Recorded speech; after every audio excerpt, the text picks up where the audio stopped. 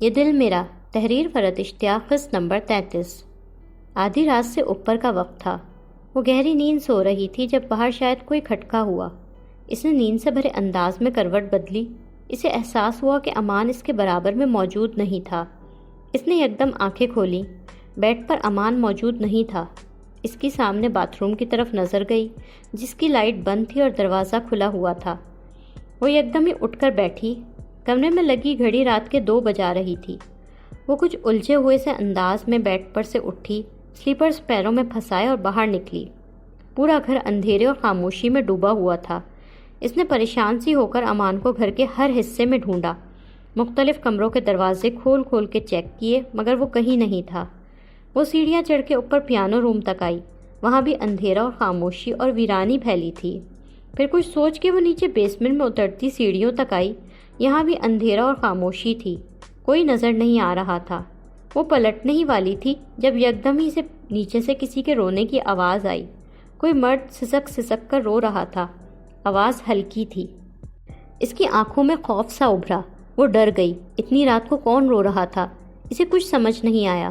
خوفزدہ سی ہوتے ہوئے وہ نیچے جانے کو جھجک رہی تھی مگر پھر دل مضبوط کر کے اس نے سیڑھیوں پر قدم رکھا۔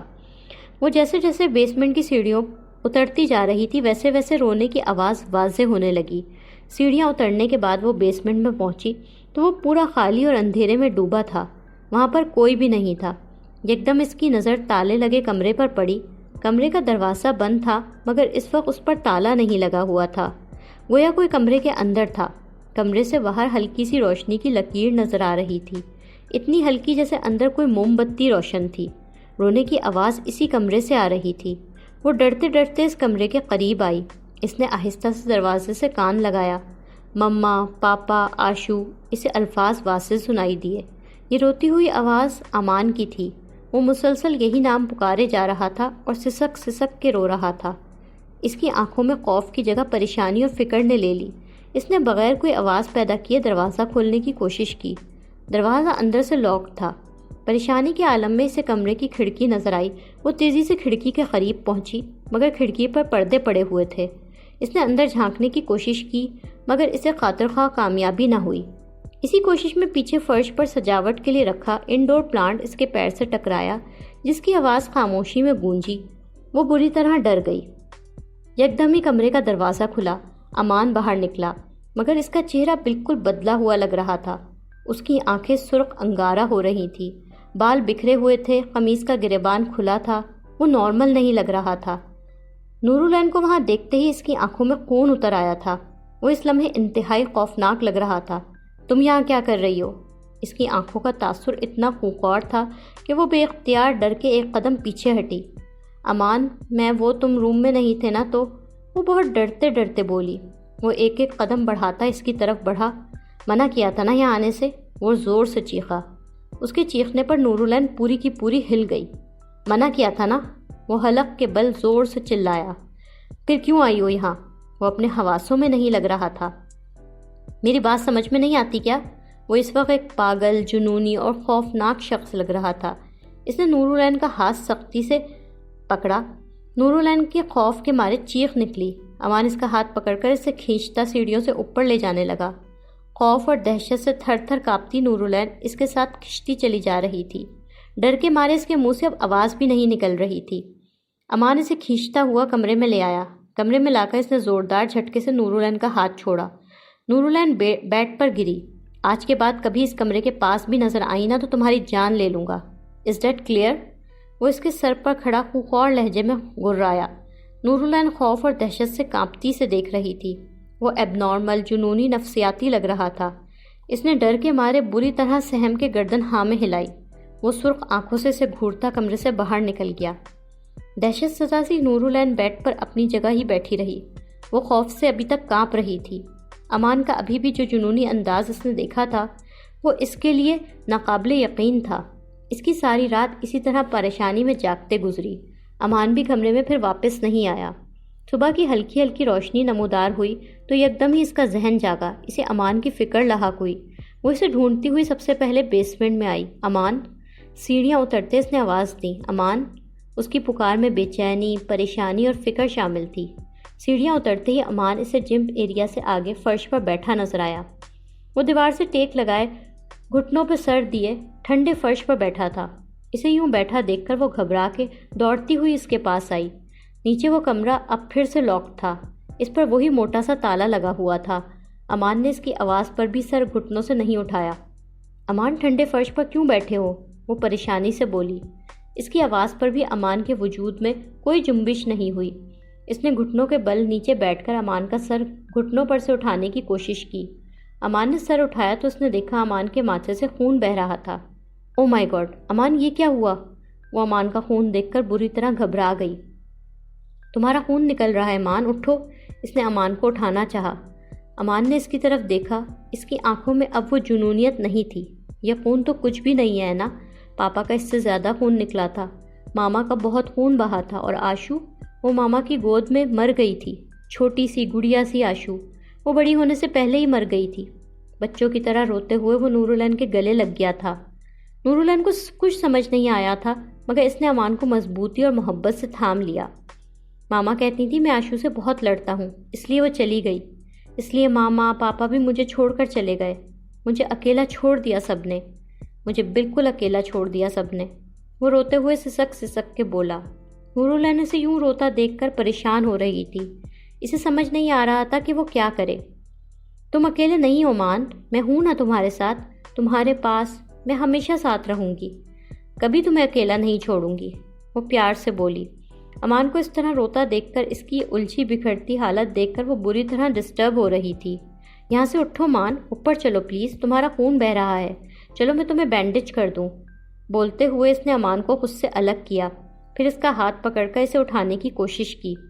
وہ خاموشی سے اس کے ساتھ یوں کھڑا ہوا جیسے اب اس کے اندر مزاحمت کی طاقت ہی نہ بچی تھی۔ وہ بالکل نڈھال اور بیمار سا لگ رہا تھا۔ نورالعین نے ایک ہاتھ اس کی کمر کے گرد ڈالا اور اسے سہارا دے کر اسے سنبھالتی آگے بڑھی۔ وہ اسے کمرے میں لے آئی تھی اور اب اس کا زخم صاف کر رہی تھی۔ تکلیف تو نہیں ہو رہی مان؟ اس کا زخم صاف کرتے ہوئے نورالعین نے نرمی سے پوچھا۔ اس نے صرف نفی میں سر ہلا دیا تھا۔ وہ کہیں کسی نقطے پر نظریں مرکوز کیے بیٹھا تھا، اسے دیکھ بھی نہیں رہا تھا۔ وہ وہاں پر موجود ہوتے ہوئے بھی وہاں پر موجود نہیں تھا۔ وہ خیالوں میں اپنے ماں باپ اور بہن کے ساتھ کہیں کسی تصوراتی جگہ پر موجود تھا۔ وہ اس کے لیے فکر مند تھی، مگر اس کی حالت کے پیش نظر اس نے اس سے کچھ بھی نہیں پوچھا۔ اس نے بڑی احتیاط، نرمی اور پیار سے امان کے ماتھے پر بینڈیج کی اور پھر فرسٹ ایڈ باکس کو اٹھائے باتھ روم کی جانب بڑھی۔ وہ ہاتھ دھو کے باہر نکلی تو ابھی اسے اسی طرح بت کی مانند بیٹھا دیکھا۔ اس کے پاس آ کے اس نے امان کی ٹانگیں سیدھی کیں تاکہ وہ آرام دہ ہو کے بیٹھ سکے۔ پھر اس کے پیچھے کچھ کشنز لگائے۔ اسی وقت کمرے کا ڈور ناک ہوا۔ اس نے دروازہ کھولا۔ بیٹا دودھ۔ باہر امام دین ٹرے میں دودھ کا گلاس لیے کھڑا تھا۔ آپ نے اس میں ہلدی ملا دی ہے نا؟ اس نے ٹرے اس کے ہاتھ سے لیتے ہوئے پوچھا۔ جی ملا دی ہے بیٹا، وہ احترام سے بولا۔ شکریہ امام دین بابا۔ اس کا شکریہ ادا کر کے وہ پلٹی، دروازہ واپس بند کر کے اس کے پاس آئی۔ یہ دودھ پی لو مان، وہ پیار سے بولی۔ امان نے نفی میں سر ہلا دیا۔ مجھے میری میڈیسن دے دو، میں سوؤں گا، وہ سپاٹ چہرے کے ساتھ بولا۔ تم سو جانا مان، لیکن پلیز پہلے میرے کہنے سے یہ دودھ پی لو۔ بیڈ پر اس کے سامنے بیٹھتے ہوئے اس نے اصرار کیا اور دودھ کا گلاس اس کے لبوں سے لگایا۔ وہ اسی بے تاثر چہرے کے ساتھ دودھ پینے لگا۔ اسے دودھ کا گلاس پلانے کے بعد نورالعین نے خالی گلاس سائڈ ٹیبل پر رکھا۔ پلیز مجھے میری میڈیسن دے دو، ورنہ میرا سر پھٹ جائے گا۔ کون سی میڈیسن لینی ہے تمہیں؟ نورالعین نے نرمی سے پوچھا۔ دراز میں ہوگی دیکھو، سر کو بیڈ کی پشت سے ٹکاتے ہوئے وہ بے چینی سے بولا۔ اس کی حالت بگڑ رہی تھی اور وہ فوراً دوا لینا چاہتا تھا۔ یہ نورالعین نے دراز کھول کے چیک کیا۔ اسے ایک دراز میں سے گولیوں کی ایک شیشی ملی۔ امان نے جھپٹ لینے والے انداز میں اس کے ہاتھ سے شیشی چھینی۔ نورالعین نے جگ میں سے پانی گلاس میں ڈال کے گلاس اسے پکڑایا۔ اس نے فوراً گولی پانی کے ساتھ حلق سے اتاری۔ نورالعین نے دفعہ کی شیشی اور گلاس اس کے ہاتھ سے واپس لے کر بیڈ سائڈ ٹیبل پر رکھا۔ وہ بیڈ پر لیٹنے لگا تو نورالعین نے اس کو لیٹنے کی مدد کی اور پھر اسے کمفرٹر اڑایا۔ لیٹنے کے بعد امان نے گمسم نظروں سے اسے دیکھا۔ نورالعین نے اس کی طرف جھک کر اس کے ماتھے پر بکھرے بالوں پر نرمی اور پیار سے ہاتھ پھیرا۔ وہ اسے دیکھ کے پیار اور فکر سے مسکرائی۔ میں سونا چاہتا ہوں اینا، بہت گہری نیند، پلیز مجھے اٹھانا مت۔ وہ اس کی طرف دیکھ کر بہت بے بسی اور اضطرابی حالت میں بولا، سو جاؤ امان، میں تمہیں نہیں اٹھاؤں گی۔ اس نے پیار اور نرمی سے جواب دیا۔ امان نے کسی چھوٹے بچے کی طرح جکڑ کر اس کا ہاتھ پکڑ لیا۔ میرے پاس سے مت جانا، جب تک میں سوؤں میرے پاس رہنا ہے نا۔ وہ اس وقت ایک طاقتور مرد نہیں بلکہ ایک سہما ہوا اکیلا بچہ لگ رہا تھا، بھیڑ میں جس سے اس کے سب رشتے کھو گئے تھے۔ میں بہت اکیلا ہوں، میرے پاس کوئی بھی نہیں ہے۔ اس کی آنکھوں میں نمی اتری۔ میں تمہارے پاس ہوں مان، وہ پیار سے بولی۔ کبھی مجھے چھوڑ کے مت جانا ہے نا، باقی سب مجھے چھوڑ کے چلے گئے، وہ بے بسی سے بولا۔ اس کی آنکھوں کی نمی دیکھ کر وہ ڈسٹرب ہوئی تھی۔ وہ بیڈ پر اس کے پاس ہی بیٹھ گئی۔ امان آنکھیں بند کیے سونے لگا۔ اس نے نورالعین کا ہاتھ اپنے ہاتھوں میں جکڑا ہوا تھا۔ وہ آہستہ آہستہ اس کا سر سہلانے لگی۔ اس کے ہاتھوں کی نرماہٹ سے امان کی آنکھوں میں نیند اترنے لگی۔ امان سارا دن سوتا رہا تھا۔ وہ شام میں سو کے اٹھا تھا۔ وہ باتھ روم سے شاور لے کر نکلا۔ اس وقت وہ بہتر تھا، مگر اس کی آنکھوں ابھی بھی سرخ اور بوجھل لگ رہی تھی۔ وہ بہت خاموش گمسم نظر آ رہا تھا۔ وہ صرف ایک دن میں ایسا نڈھال ہو گیا تھا جیسے کئی ہفتوں کی بیماری سے اٹھا ہو۔ کمرے میں نورالعین بیڈ پر بیٹھی اس کا انتظار کر رہی تھی۔ وہ باتھ روم سے نکلا تو وہ اٹھ کے اس کے پاس آئی۔ کیسا محسوس کر رہے ہو اب؟ بہتر محسوس کر رہے ہو نا؟ اس نے پیار، فکر اور نرمی سے پوچھا۔ ہاں۔ امان کا چہرہ سنجیدہ اور بجھا بجھا سا تھا۔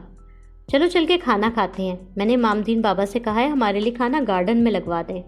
ہلکا سا مسکراتے ہوئے اس نے پیار سے امان کا ہاتھ تھاما۔ وہ جواباً خاموش رہا۔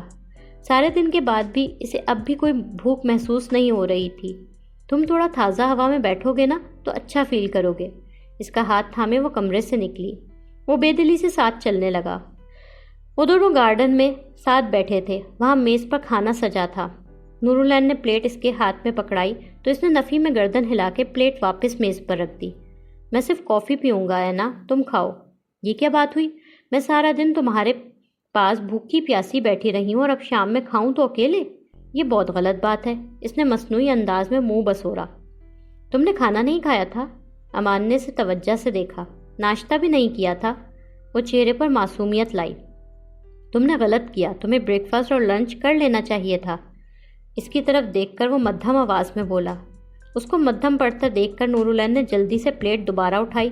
ابھی بھی نہیں کھاؤں گی اگر تم نہیں کھاؤ گے، وہ پیار بھری ضد سے بولی۔ میں کھا لوں گا، تم کھاؤ۔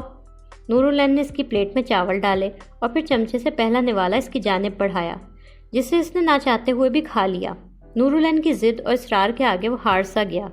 اس نے اپنی پلیٹ نورالعین کے ہاتھ سے لے لی اور بے دلی سے کھانے کے نوالے لینے لگا۔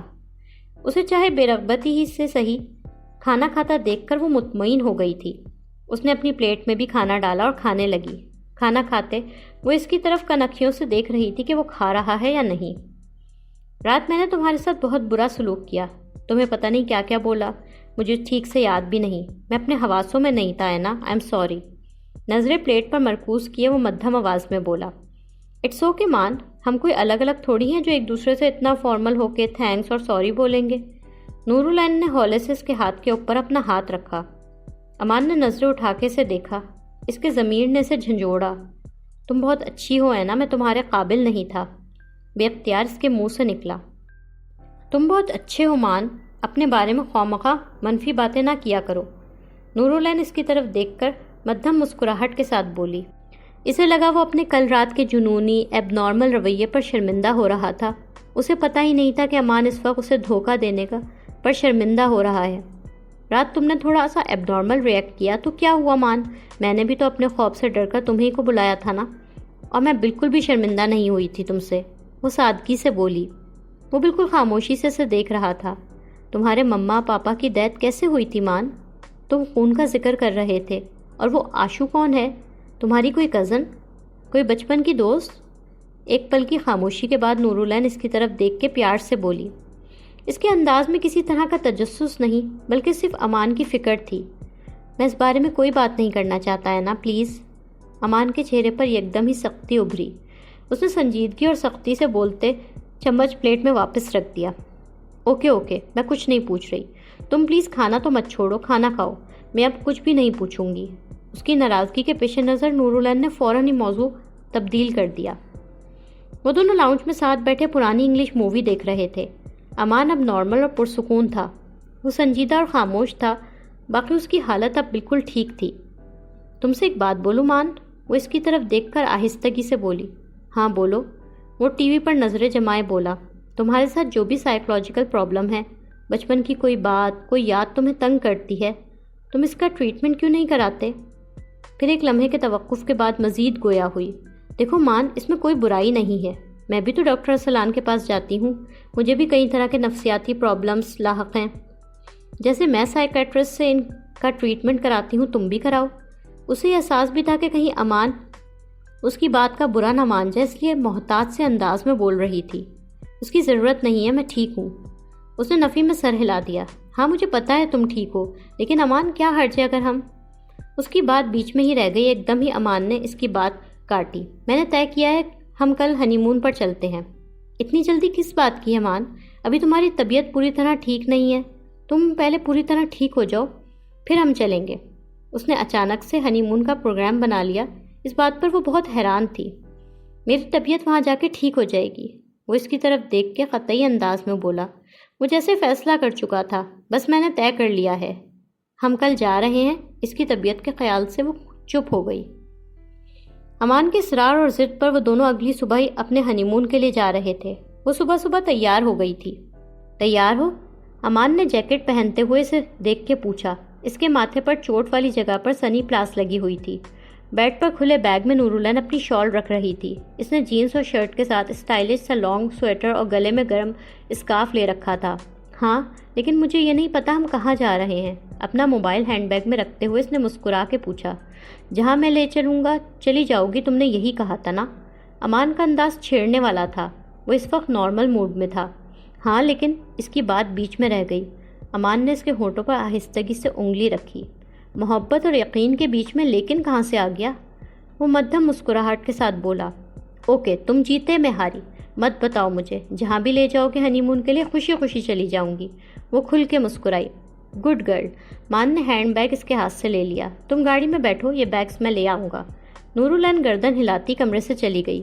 امان نے اس کے جاتے ہی اس کے ہینڈ بیگ میں اس کا موبائل واپس نکالا، پھر اسے بیڈ پر اچھالا۔ آئی ایم سوری زندگی، لیکن کیا کروں، مجبوری ہے، مجھے یہ کرنا پڑے گا۔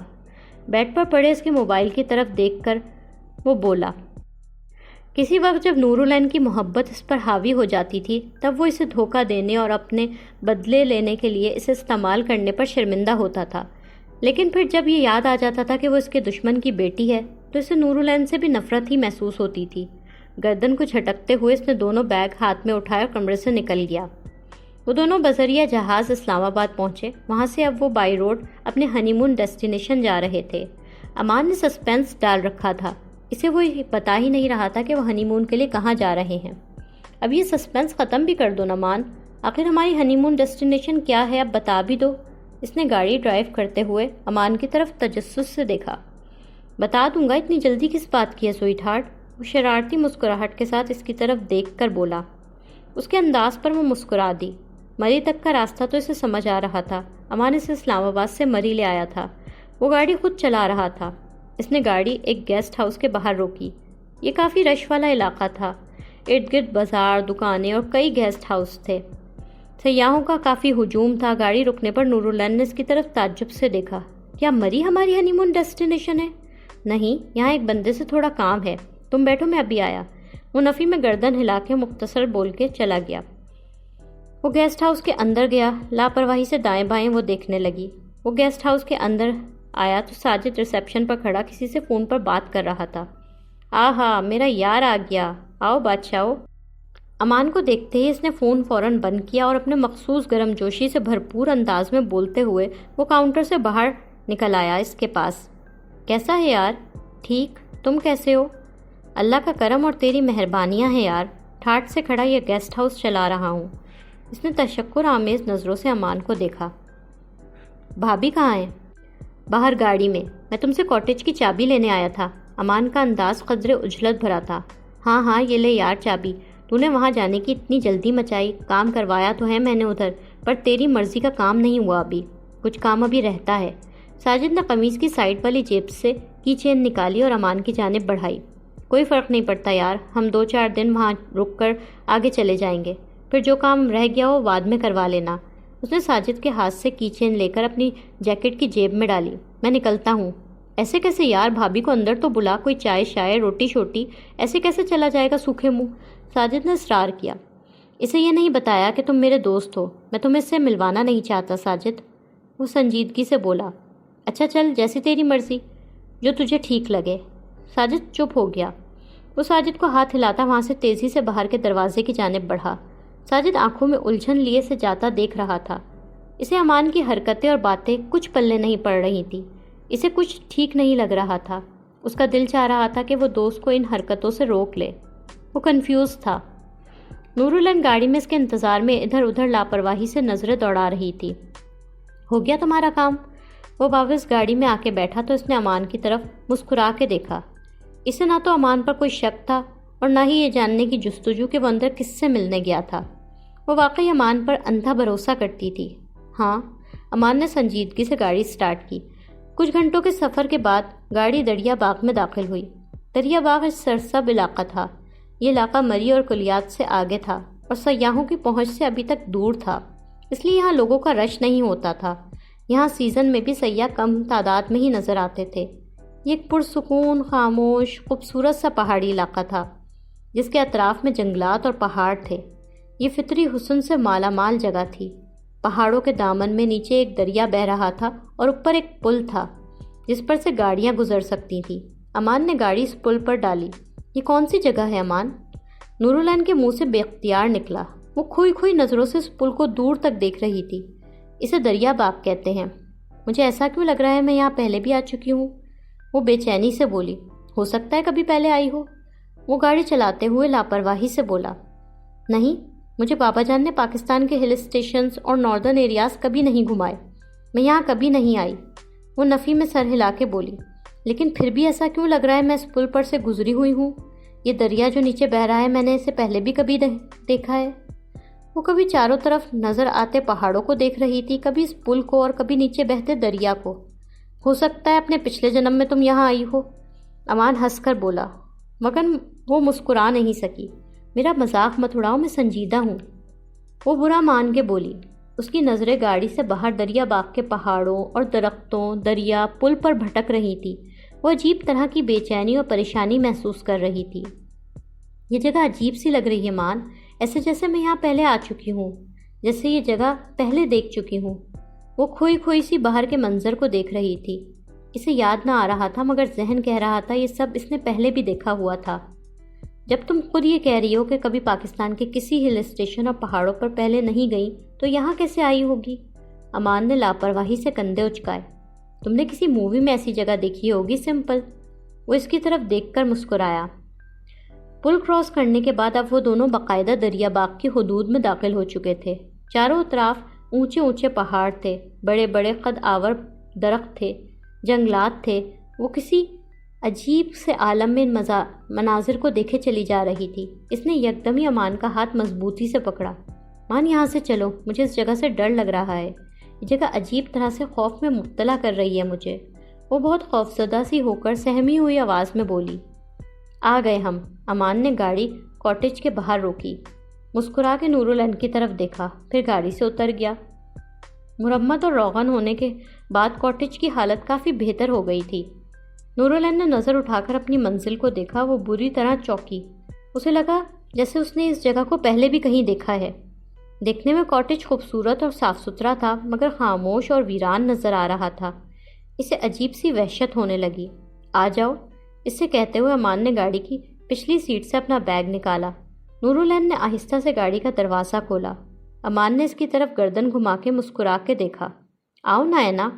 کاٹیج سے باہر لکڑی کی باڑ کے قریب پہنچ کر امان نے اس کی طرف گردن گھما کر دیکھا۔ یہ کس کا گھر ہے مان؟ ہم یہاں کیوں آئے ہیں؟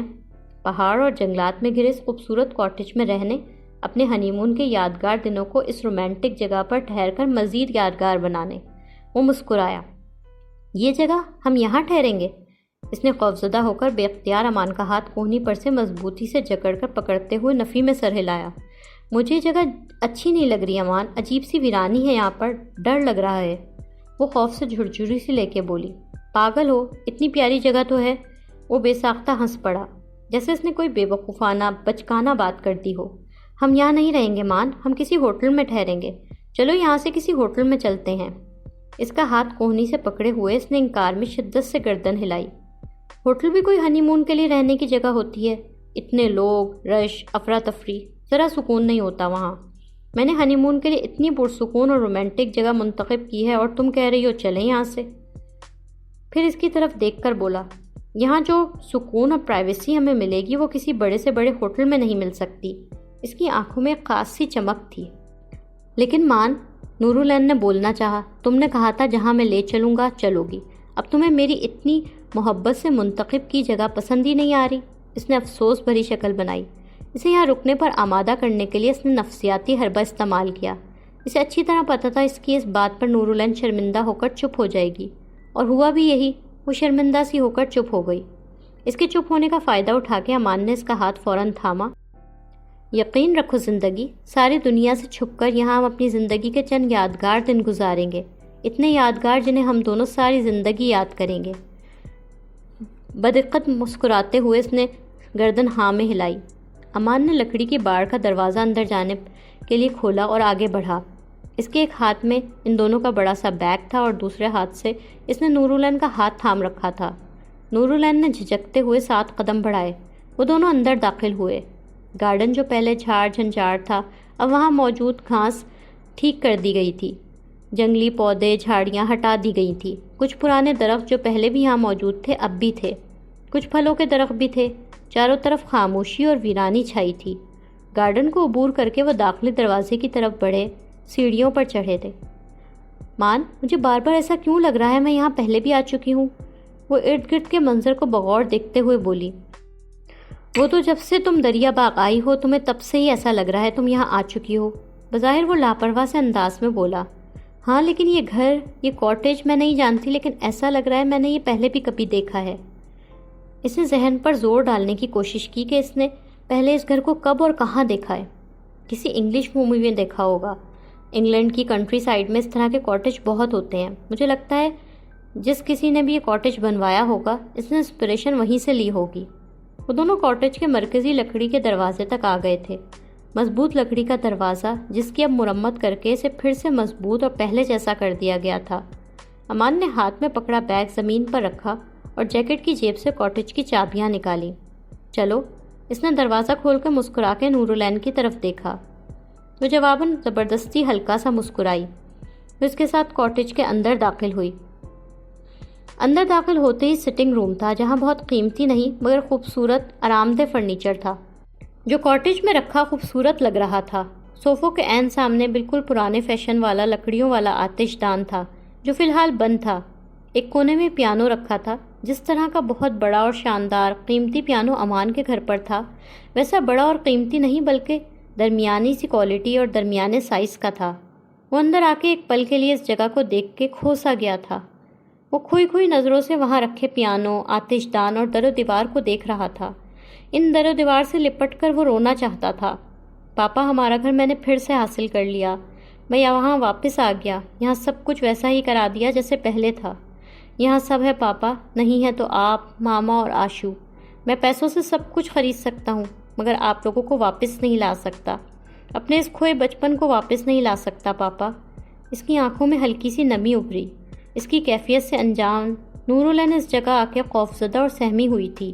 وہ نظریں گھما کے کاٹیج کے در و دیوار دیکھ رہی تھی۔ پتھروں اور لکڑی سے بنا خوبصورت کاٹیج تھا۔ اس کی نظریں گھومتی گھومتی یکدم ہی دوسرے کونے میں رکھے پیانو پر پڑی تھی۔ وہ پیانو کو دیکھ کے بری طرح چونکی۔ یہاں پیانو کیوں ہے؟ پیانو کی طرف دیکھ کر وہ الجھے سے انداز میں بولی۔ اس کی بات پر امان اپنی سوچوں اور خیالوں سے نکلا۔ پیانو کہاں؟ اچھا وہ، اس نے انجان بنتے ہوئے پوچھا۔ یہاں پیانو کیوں ہے امان؟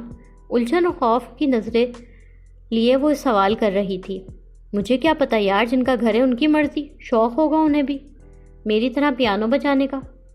اس نے لاپرواہی سے کندھے اچکائے۔ یہ کس کا گھر ہے؟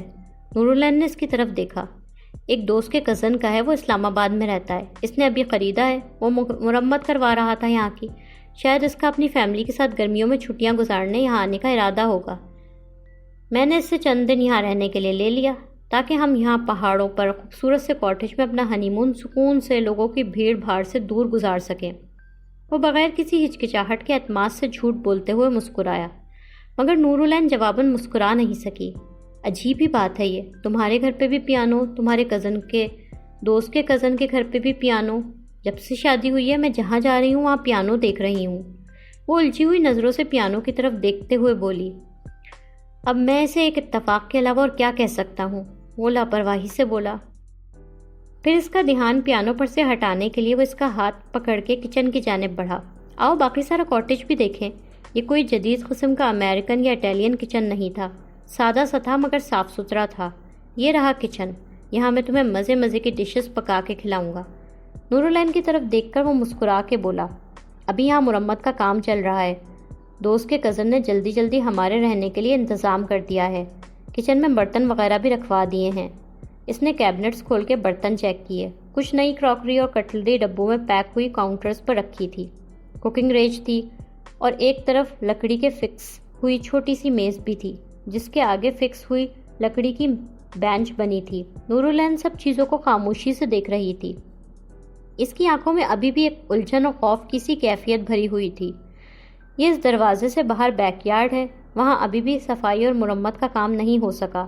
ہم رہ کے چلے جائیں گے تو کام جو رہ گیا ہے وہ مالک پھر سے شروع کرا دے گا شاید۔ وہ کچن کے باہر بیک یارڈ میں کھلنے والے دروازے کی طرف اشارہ کر کے بولا۔ نورالعین نے اس بند دروازے کی طرف چونک کر اور بغور دیکھا۔ اسے وہ دروازہ دیکھا دیکھا سا لگ رہا تھا۔ امان اسے اپنے ساتھ لیے کچن سے باہر نکل آیا۔ باہر چھوٹا سا پیسج تھا، لکڑی کا ایک دروازہ دائیں جانب کونے میں اور ایک بالکل سامنے آخری کونے میں بند نظر آ رہا تھا۔ یہ سامنے جو ڈور نظر آ رہا ہے یہ اسٹور روم ہے اور وہ جو دروازہ ہے نا وہ گیراج میں کھلے گا۔ تمہیں کیسے پتا؟ اس نے بے ساختہ چونک کر امان کو دیکھا۔ وہ جو آگے بڑھ کر اسٹور روم کا دروازہ کھول رہا تھا اس کے سوال پر ایک پل کے لیے سٹ پٹایا، بے خیالی میں اس کے منہ سے نکل گیا تھا، تم بھی تو آج میرے ساتھ یہاں فرسٹ ٹائم آئے ہو نا؟ پھر تمہیں اس گھر کی سب جگہوں کا کیسے پتا؟ اس کے لہجے میں حیرانگی تھی۔ کیوں بھائی، یہاں آئے بغیر کیا مجھے یہاں کی جگہوں کا پتہ نہیں ہو سکتا؟ دروازہ تھوڑا سا کھول کے اندر جھانکتے ہوئے وہ جواباً بولا۔ اسٹور روم میں کاڑ کباڑ بھرا ہوا تھا، وہاں نہ تو ابھی تک صفائی ستھرائی ہوئی تھی اور نہ ہی مرمت کا کوئی کام ہوا تھا۔ وہاں بہت سارا ضروری غیر ضروری سامان بے ترتیبی سے مٹی گرد اور جالوں میں اٹا پڑا تھا۔ اس نے کھانستے ہوئے دروازہ بند کیا۔ اس جگہ کے بارے میں خوب اچھی طرح معلومات لے کے اور سب دیکھ بھال کے تمہیں یہاں لایا ہوں۔ یہاں کی پکچرز ویڈیوز دوست کے کزن نے مجھے بھیجی تھی، وہ سب دیکھ کر تو اس کاٹیج کو پسند کیا ہے میں نے۔ اس کا اعتماد بحال ہوا تھا۔ تمہارا کیا خیال ہے میں بغیر دیکھے والے ایسی کسی جگہ پر تمہیں منہ اٹھا کر لے آؤں گا، اور وہ بھی ہمارے ہنی مون کے لیے؟ اس نے مسکرا کے سے دیکھا۔ آؤ اب اوپر چل کے دیکھتے ہیں، اوپر ہمارا بیڈ روم کیسا ہے؟ اس نے نورالعین کا ہاتھ دوبارہ مسکرا کے تھاما۔ اوپر 2 بیڈ رومز ہیں، لیکن یہاں یہ کیونکہ ابھی مرمت کا کام پورا نہیں ہوا اس لیے دوست کے کزن نے ہمارے لیے ایک روم ریڈی کروا دیا ہے، دوسرے کمرے میں ابھی کام باقی ہے۔ سیڑھیاں چڑھتے ہوئے وہ بولا۔ سیڑھیاں تنگ تھیں، اس پر بیک وقت 2 بندے ایک ہی زینے پر نہیں سما سکتے تھے، اس لیے امان اس سے آگے تھا اور وہ اس کے ایک زینہ پیچھے تھی۔ وہ ان سیڑھیوں کو بھی تعجب سے دیکھ رہی تھی اور دیکھتے دیکھتے اوپر چڑھ رہی تھی۔ یہ دائیں سائڈ والا کمرہ میرا خیال ہے تیار ہے، امان نے اسے اشارے سے بتایا۔ دونوں اوپر آ گئے تھے۔ یہ ایک چھوٹا سا کوریڈور تھا اور اس کے سامنے 2 بیڈ رومز نظر آ رہے تھے۔ اس نے آگے بڑھ کر دروازہ کھولا۔ دونوں آگے پیچھے کمرے میں داخل ہوئے۔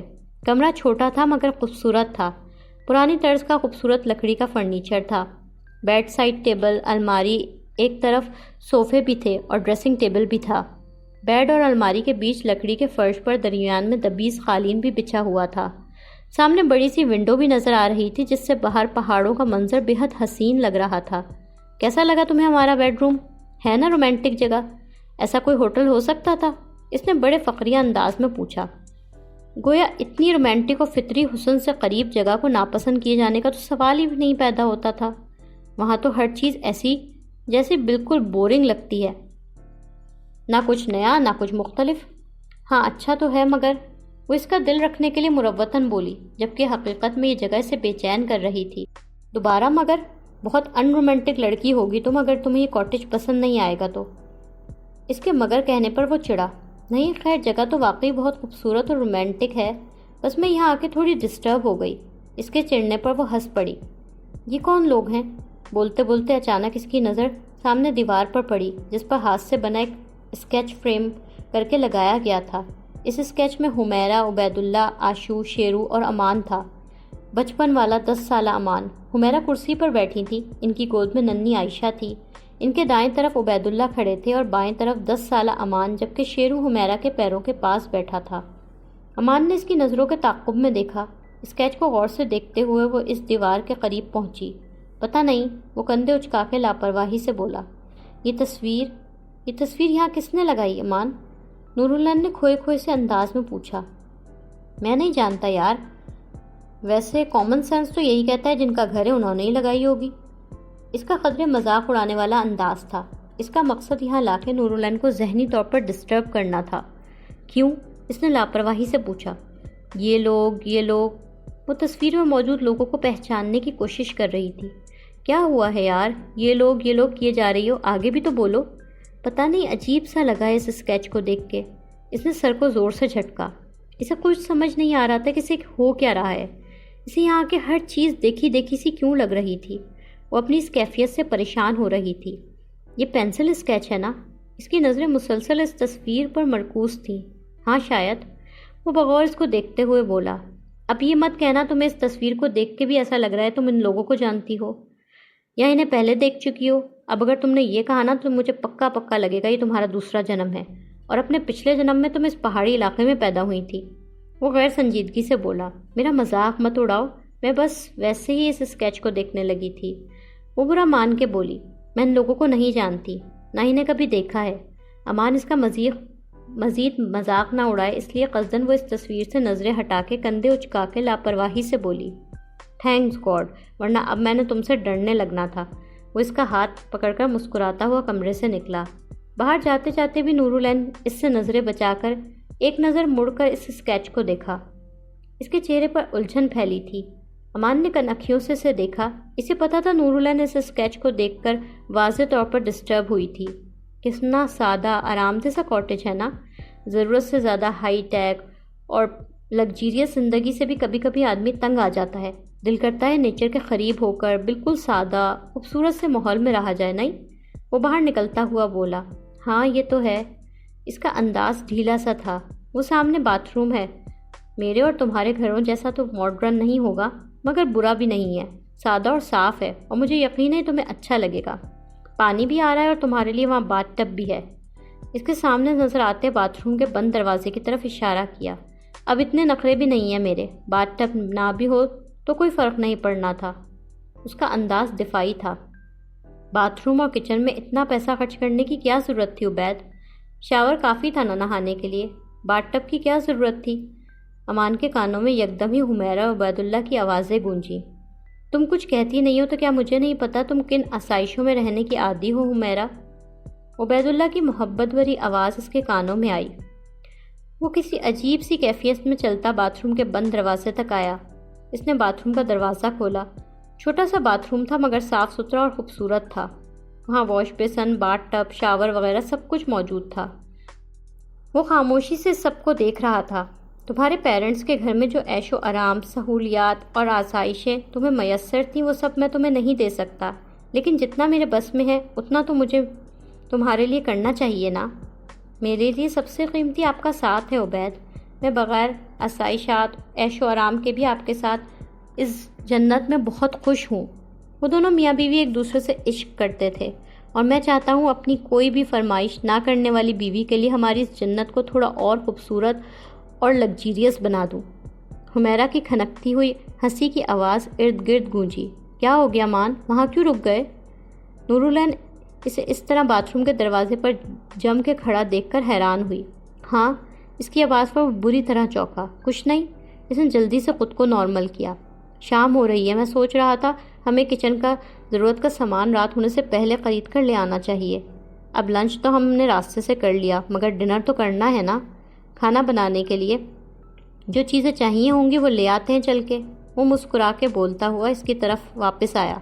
آؤ کہتے ہوئے وہ سیڑھیوں کی طرف بڑھا، وہ بھی اس کے پیچھے ہو لی۔ لائک، کامنٹس، شیئر کریں اور تازہ ترین اپڈیٹس کے لیے سبسکرائب کریں۔